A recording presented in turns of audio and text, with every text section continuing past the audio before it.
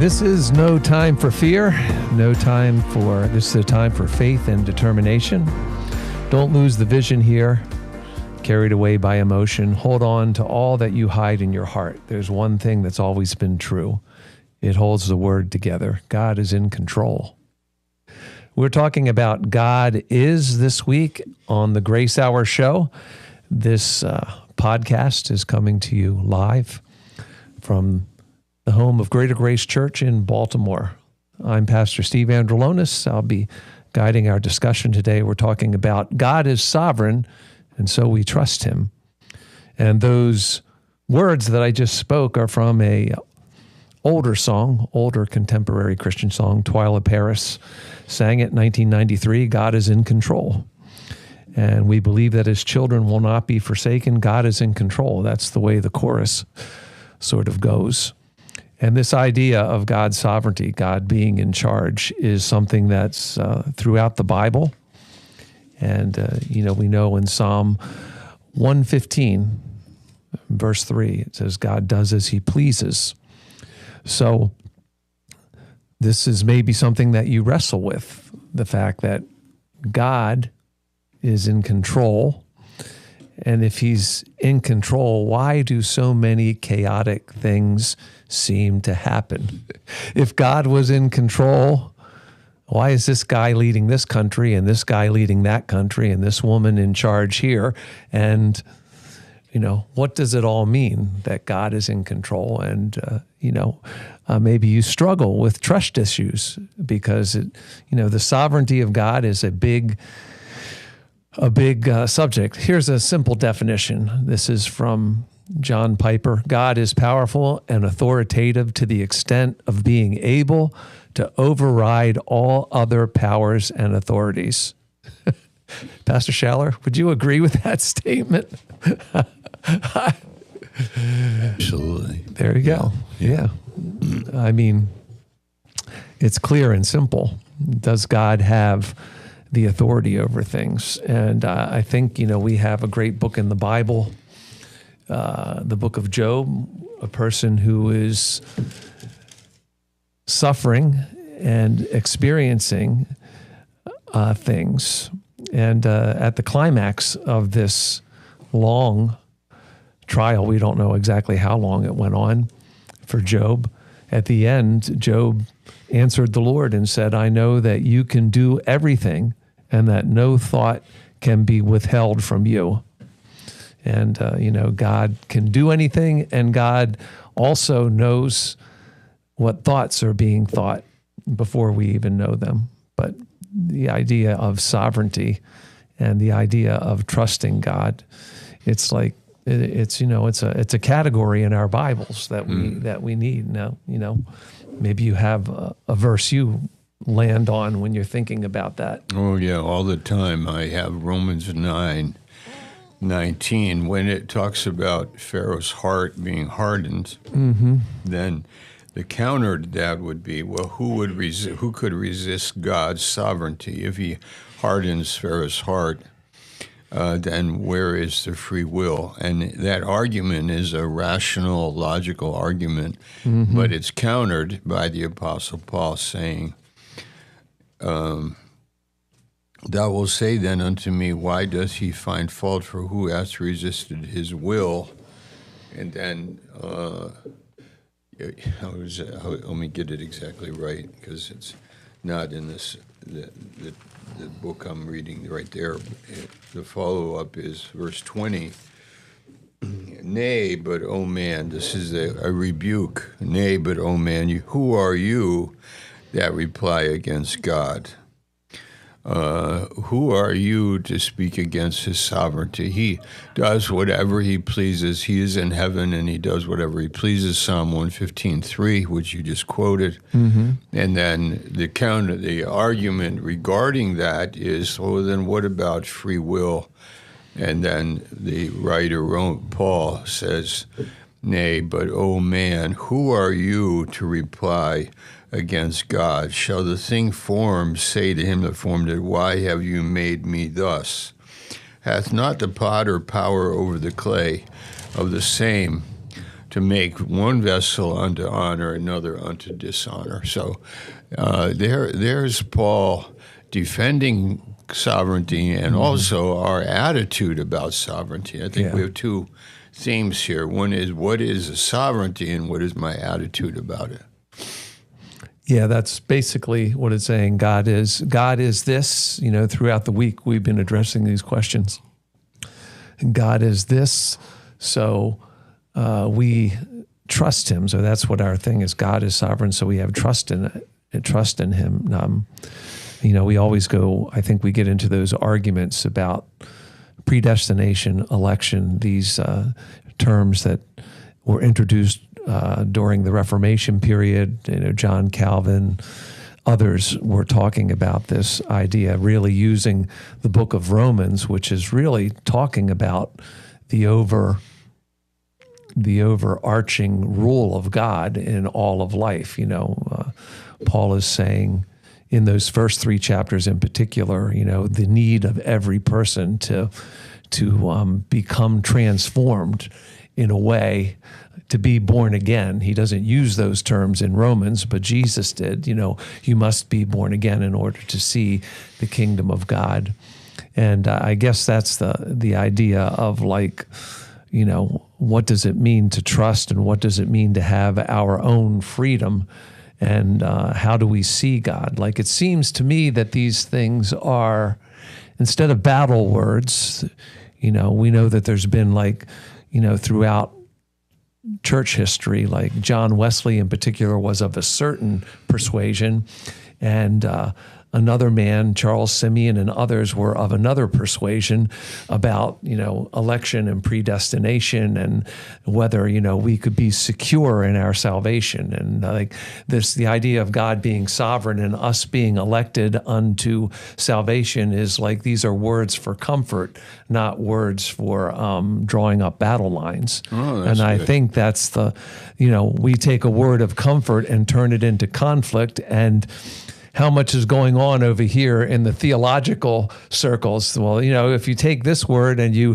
dissect it this way, and you look at this original language, and you go back to this early church father, and you build this all, what say ye? And the other guy is saying that whosoever will may come. Right. Whoever calls upon the name of the Lord shall be saved. Yeah, but what about, so I'm just saying, we're saying I like that picture that you've said, and I think it's in the back of I think there's in the back of a Thompson Chain Bible, there's this little, have you ever seen that? It's sort of like a brick wall that's built there in the back of and it shows you've drawn that picture before. Whosoever will may come, but when you come in, you realize that you are elected and predestined. But you don't really know it until you choose to walk through the door. Mm-hmm. So the idea that God having his will and purpose over all that we do and say, and is a comforting thing. It's a comforting thing, and it's designed to build trust in us rather than to create a conflict, right? Mm-hmm. Yeah, very well. Very good. Well said. Election, what we're talking about is the standard debate between a Calvinist or a hyper-Calvinist and an Arminian, and free will versus sovereignty.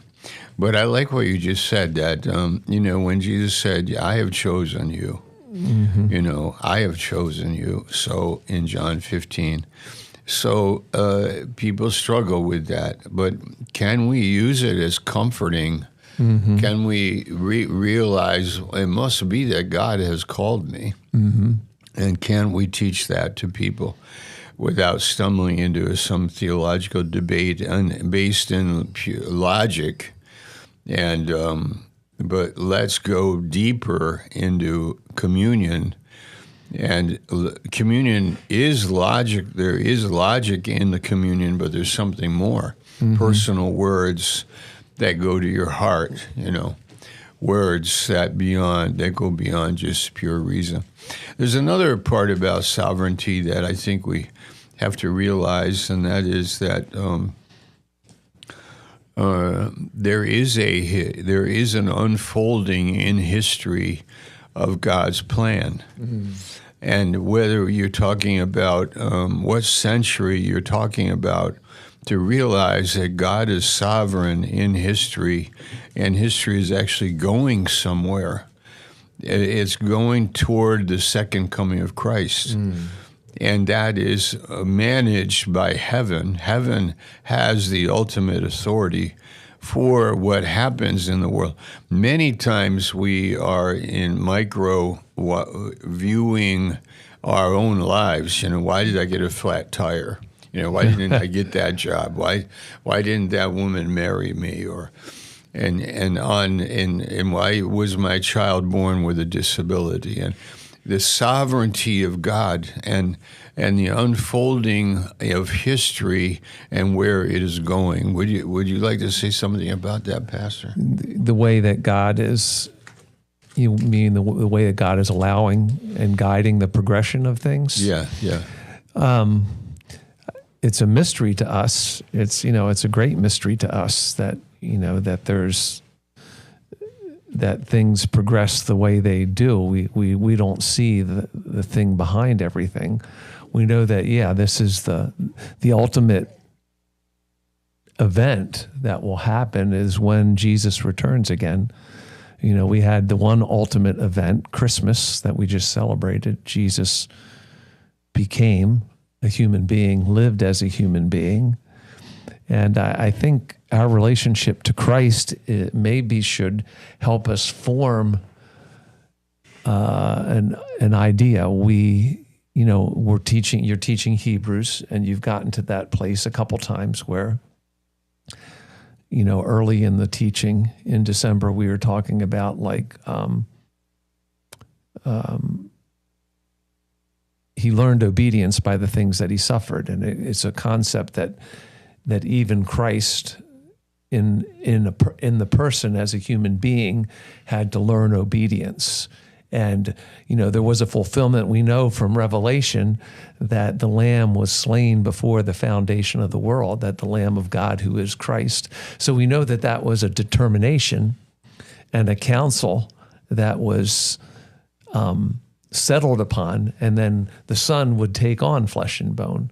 So we know that the Son who made all things now lives according to everything that he made. So that includes gravity, that includes hunger, that includes the pain and suffering that he had.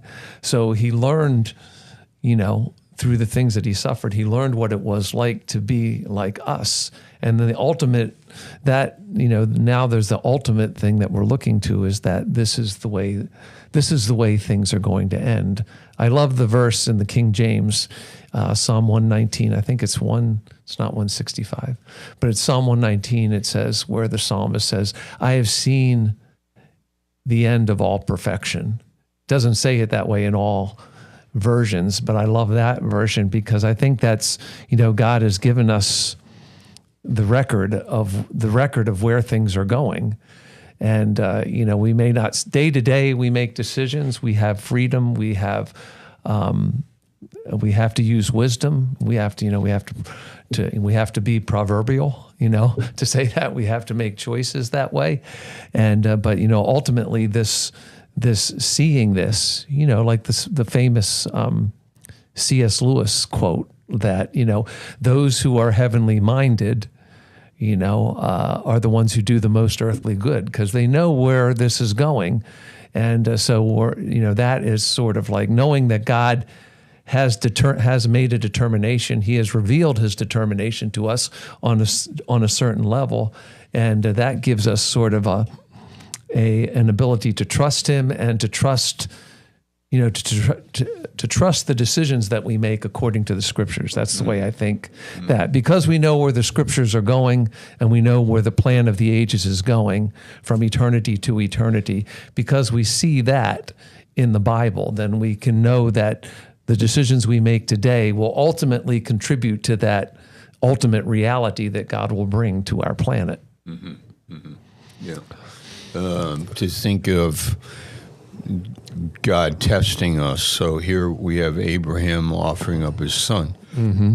In God's sovereignty, God knowing all things and God being God, when he called Abraham, did he actually know what Abraham would do and how Abraham would believe him and Abraham would trust him? Yes, because he knows all things. So, but still, it doesn't negate the value of Abraham being tested and passing the test. Of course, God knew, and he also is able to empower somebody. He's able to lead them. And then you have the free will element. But the point is that in all of life, you have a sovereign God behind everything, and he's accomplishing his purposes, but he's allowing people with free will to make decisions that have value. Yeah. Yeah. And that's why I think, in all the books of the Bible are important, but when we get to that space in our Bible that they call wisdom literature, I think it's really important that it starts with Job. We are introduced to, because I think, Job is an older manuscript, an older story, from the time of Genesis and the books of Romans and the books of Moses, the books of Moses. And I think, telling people, where God, that we get in the beginning of that book, before we get to Job's complaining and wrestling with his situation, we get the curtain pulled back on what's going on behind the scenes. There is a devil. He is an accuser. He's called Satan right there. He's called the accuser. He's not called Lucifer. He's called the accuser. He's already manifested himself as that way. He's accusing God of putting such a protection around Job that if that protection was gone, then Job would curse him, And then the second part of that phrase is really important. It says, Job says, God, he says, Lord, he has to recognize that he is Lord. And he says, if you take this away from Job, he's going to curse you to his face, which is this is showing this relationship that we have between the Lord and the Lord between us. And this is, I think, a great mystery for, I don't think as much as Satan can understand things, there's something he cannot understand within the relationship between God and man. And the reason God allows these, why did God allow Job to go through this? I think there's trust issues going both ways. God trusted Job and believed that Job was a man who was blameless and eschewed evil, and a man who was in constant conversation with him. So he's saying, I can allow this to happen to him, and I can watch him defeat the devil and the devil's plan to have him curse me, And that doesn't mean that it may, but the thing is, I think the 40 chapters that we read there, 42 chapters that we read, multitude of them, I would say probably, what is the relation of complaint to,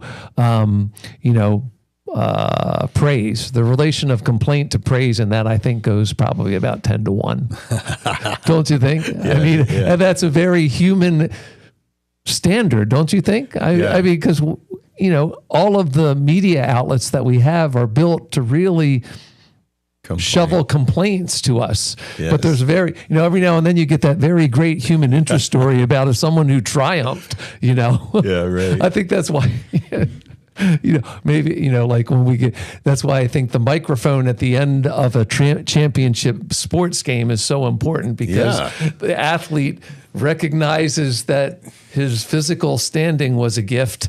The fact that he was able to play this game is a gift. The fact that the game has rules, that if I get across that line, I get so many points. If I put it in the corner of that goal, and then when the athlete gets the microphone in his face, he says, I praise the Lord. It's and he made those decisions. He made those things. It's I think that's, the complaints, the idea, that, and Job is a very real book, just like Ecclesiastes is a very real book. In between them, you have Psalms and prayers and laments and songs of lament throughout the Psalms. And then you have Proverbs, wise thinking. And then you come back to okay, what if you have all these thoughts and you find yourself someone like Job, and then Ecclesiastes, you might be spinning out a lot of thoughts. It just doesn't seem fair.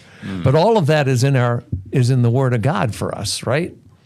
Yeah. God gave it to us in sovereignty so that we would have something to think about, meditate about, and consider. I love it. Right? Yes. I don't know. No. Ecclesiastes says it very well. I said, in the day of prosperity, celebrate. In the day of adversity, consider. Think, right? Yeah, think. That's right. Consider. Yeah. Yes. So you touched on the sovereignty of God in regards to suffering. Yeah. So let's say somebody has a cancer today or some plaguing sickness, and they're in the hospital saying, "Why has this happened to me?" Yeah. And we would say, God is almighty, and there's nothing that could happen on the earth without him. A bird could not fall out of the tree without God, Jesus said. And then he said also, but the hairs on your head are numbered. Yeah. So you have a tragic thing, a bird falling out of a tree. That's his meaning, that something bad, death happens, but the hairs on your head are numbered. Yeah. So he is sovereign, but he's also wise. He's powerful. He knows all things. Nothing could happen to us without Almighty God. Yeah. So that should draw us to a very sober relationship, and that can be complaining. And we read those in the Psalms. But make your complaint unto God. I think it's Psalm 144, verse 1. Complaining, get a grip on that. Don't do it too much, but be realistic. You can do that with God. But you should land somewhere in the place of humility and surrender and yielding to the sovereignty of God, and ask for his grace and trust in him, or be quiet. Don't ask for anything, but just be submitted to him and go through what he has ordained for you. And then, he said in the Word that my grace is sufficient. Yeah. I know these are easy things to say. It's another thing to really live them. 1 Corinthians 10:13, but there is a way of escape, but it might not be the way that I prefer. I like to get up out of the bed and walk out of the hospital. That's true. That's what we all want. But there is a way of escape. It may be different from that. It may be that his grace will be with you in the hospital. It might be that he's ordained for you to be there for his own purposes. And we don't know what they are. We are longing to know, but just like with Job, he ended up trusting in God. Yeah.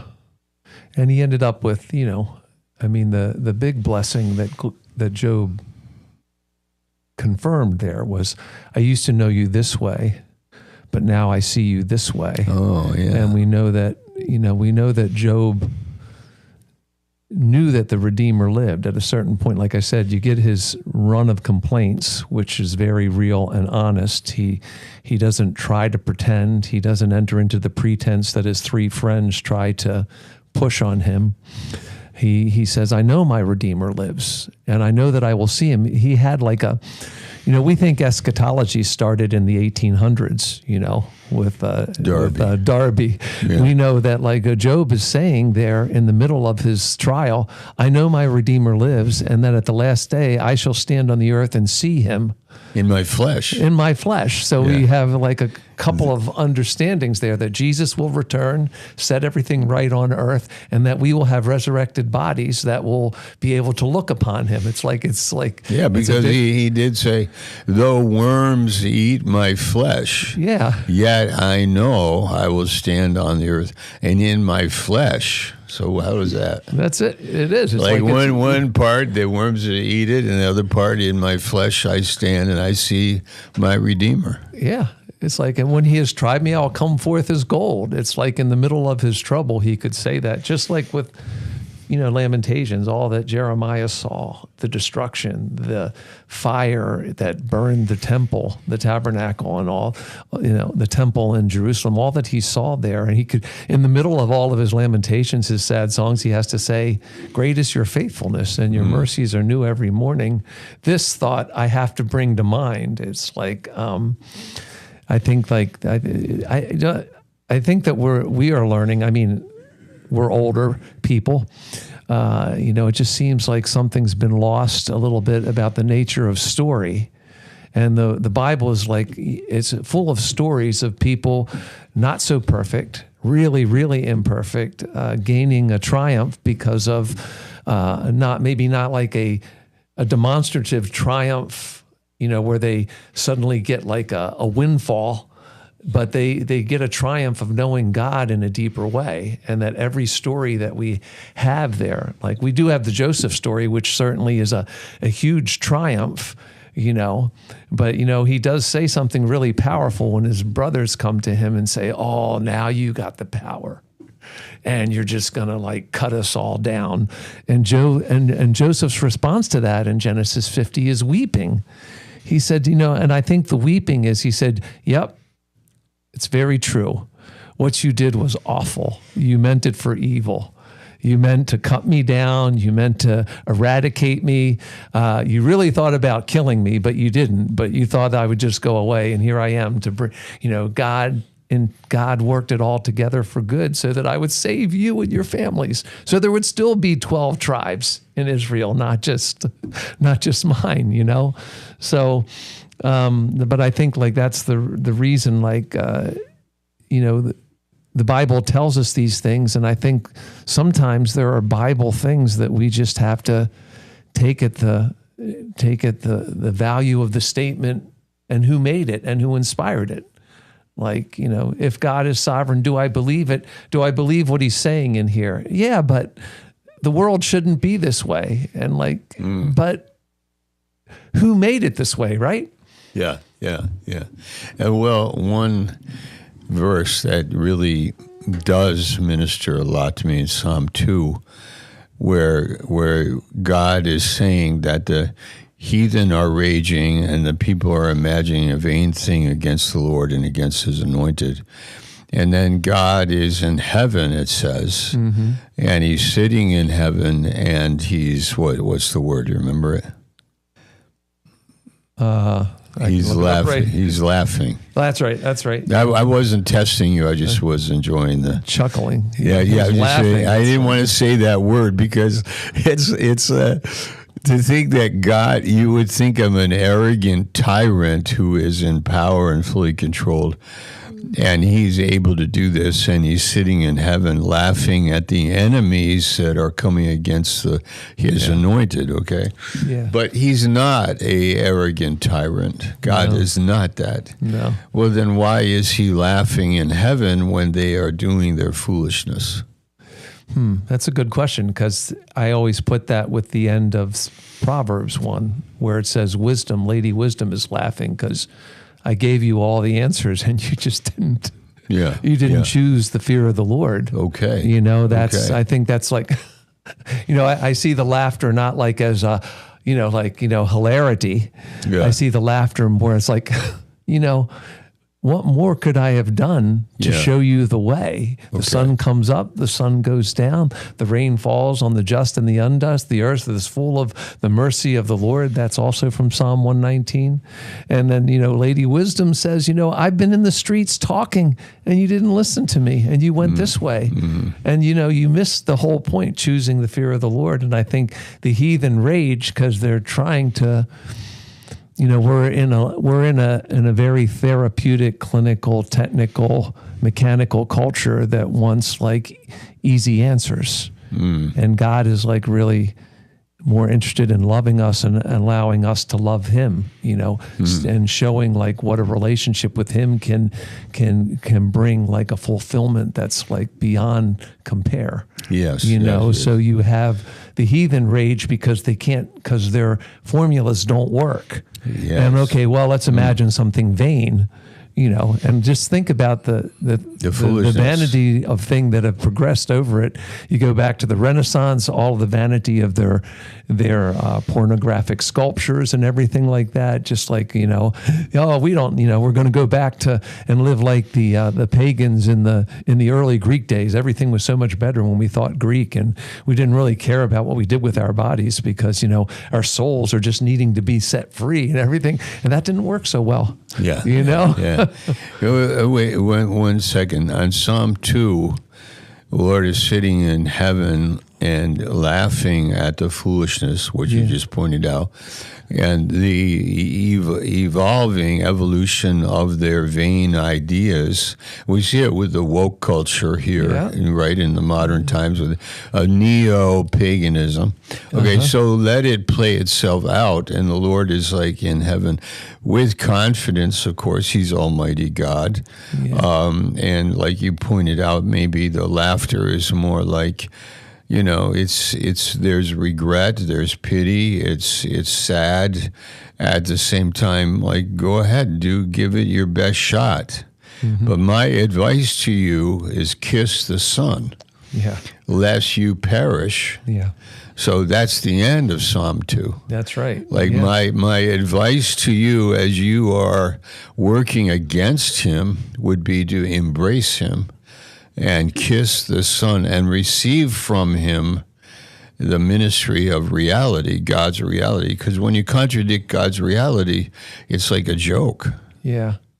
And isn't like when we think about that word, when we think about a kiss and the sacredness of it, between a husband and wife at the altar, in the marriage, it's the climax. You may kiss your bride. That's like a big thing. But the idea of submission and agreement and like connection is like on all levels there when God is saying, like, if you kiss the Son, there is like a submission. You are making yourself vulnerable to everything about that other person, really. And it's like, this is what God is saying. Like, you rage because the vanity only lasts for so long. Like if your imaginations produce something, it's like, that's why there's like a new video game every week or something like that. Like, because the vanity of wasting time and sort of giving, this is the vain imagination. That's because there's a rage that we need to take an edge off the rage. So we'll imagine something vain, but it's just a pit. Where at the end, he's saying the submission to the Son, kissing the Son will make you all that I made you to be. There you go. Right? Yeah. That's very good. I mean, kissing the Son is, you can say, in our language, we say receiving doctrine, knowing the heart of Christ, not the mechanical elements of the Christian life like external behaviors, but kiss the Son, the heart communion with reality based on doctrine coming from God's mouth, Matthew 4:4, relating to God in truth. This is what he made us for. And the fact that people run around and discredit, God's world isn't going to end well. No. I mean, I really find it like there's a philosophical term called the razor. And it's like the simplest explanation is usually the most concrete and the most lasting explanation. And we get to that point, all the vain imaginations, all the wars and rumors of wars, the raging part, all the vain inventions that people come up with. And, God says here, it's really very simple. Kiss the Son. 3 simple words. 10 letters, right? Is that 10 letters? 10 letters. Kiss the Son, and the Son is the one who knows you better. And he knows, if you read Hebrews, you know that he knows everything that you've gone through. He's suffered the way that you have suffered, and then he gave his life anyway, right? It's, so that's, seeing the sovereignty of God in the purpose of the ages is like, you could do a lot of thinking about it, but ultimately you have to know that, one day Jesus will come on a flying horse. Okay, can you believe that? Okay, that's good. That's not a vain imagination. That's a real picture that John saw. And then there will also be a square city where everything is right and there's always light. That's where we're going. And I just returned to what C.S. Lewis said. If you're heavenly minded about the ultimate reality that God is going to establish on earth, then, you can trust him, So I think people just get hung up on they want things to fit into the way, the way, to feel better about themselves. Maybe you could talk about that. A lack of trust is really because you're feeling bad, right? There's an aching, you don't like to ache, That C.S. Lewis comment about, if you go after the earth and you just want a satisfied life, you end up with nothing. Ultimately, we're losing everything. We're losing our hair, our teeth, our eyesight, our time. But if we go after heaven, we go after God, we get both heaven and the earth. That's true. So when we look at the design of life and what God made it, it should become obvious to us that we need him. Mm-hmm. Like life won't make sense without him, so we need him. That's right. And then actually the comment that you made about, when we see Christ in life, and it takes some effort in our heart to understand that in history, whenever you have people obeying him and believing him and trusting him, there's a blessing. There's a reality of God in the life, like movements. You're a Christian history teacher, so you understand that in history there are these manifestations of God with people that humbly trust him and believe him. And then there's a huge testimony of disaster with people that are arrogant and go away from him. Yeah. Yeah, so when you started by reading those passages from Romans 9, that you careful, when we get to Romans 11, we get the depth of the riches and wisdom and knowledge of God. It's like there's more to it than we know. That's what Paul is sort of exclaiming there. And the second part, they're unsearchable, and his judgments are unsearchable, and they won't hunt, they may not.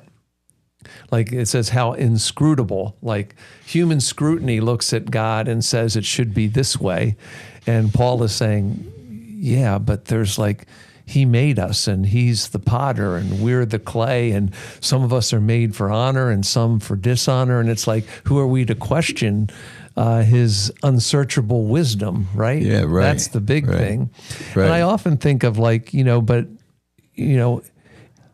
if there's a humility about us, I'm thinking of the story of Isaiah, there's a humility about him, and he's a king dies, and he's wondering, very capable king, one whose disobedience took him away from the fellowship, but a very capable king, Uzziah. We know that he did a lot.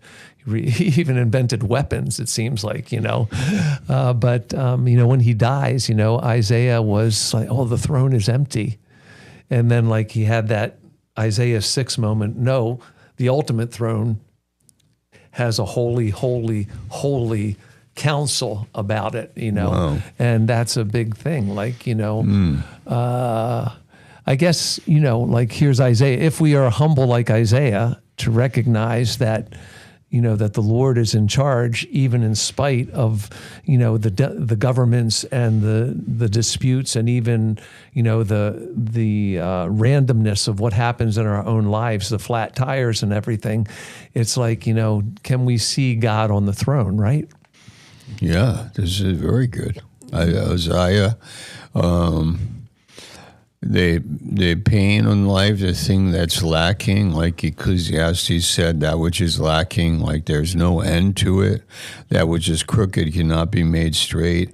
So we are placed in a world that we cannot successfully scrutinize or evaluate what is really happening, but we can live by faith and be humble and worship God and trust him. And then, oh, the depths, both of the wisdom and knowledge of God is past finding out. So let's rest in that.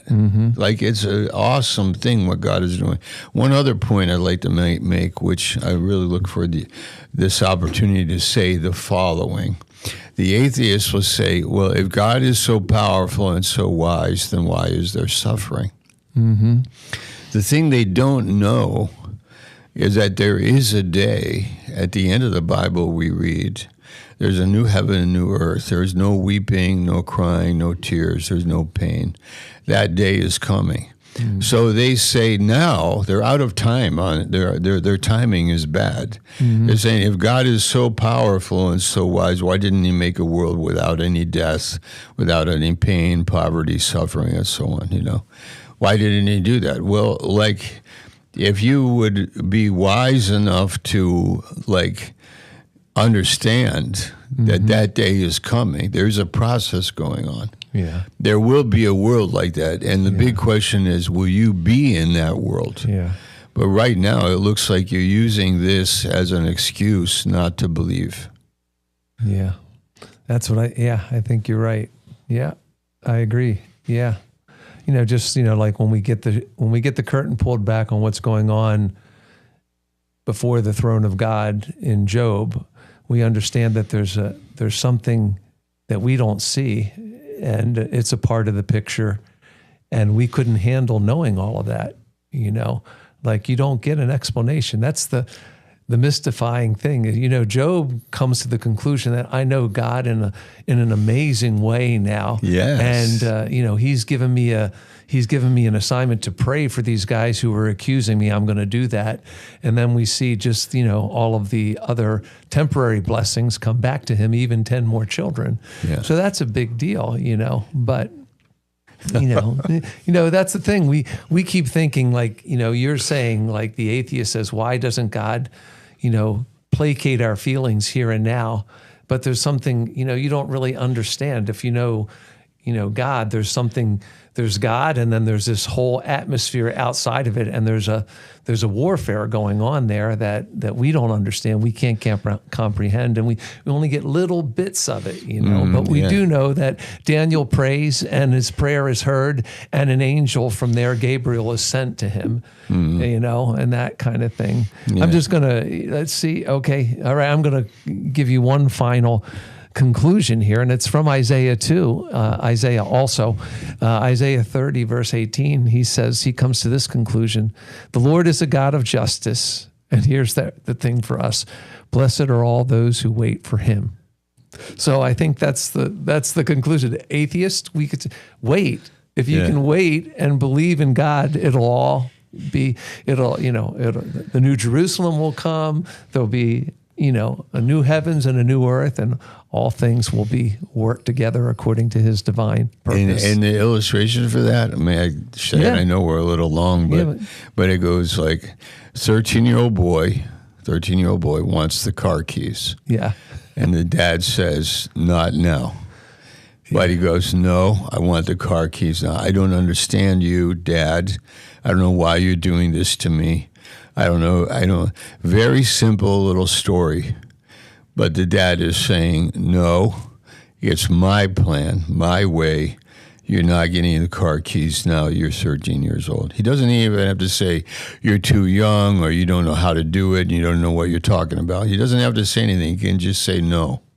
Yeah. And like, there are many people like that, that are saying, I want it my way. I want to understand it my way, in my terms, and this is what I want. And God, why would you want to have a kingdom made up of those kind of people? Why not make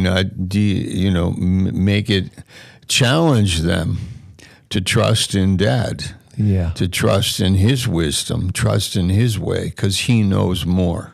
He is better. Yeah. Yep. It's amazing.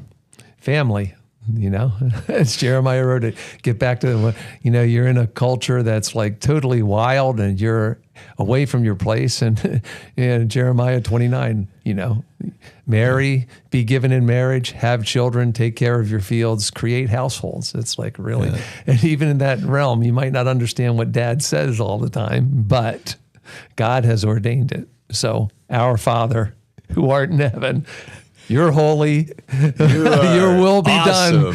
Your will be done. That's what we're praying today. Well, friends, this has been the Grace Hour Show, a podcast from Greater Grace Church in Baltimore. You can subscribe to us at YouTube, Apple, Google, Spotify, and more. Please subscribe, give us a great review, and join the next installment of the Grace Hour Show tomorrow. So I'm Pastor Steve Andrulonis. Pastor Tom Schaller has been with me. Jehu Vandiver has been at the board, keeping us online and reviewing your comments. Thank you for all your comments. Have a great Thursday, everybody, and be safe.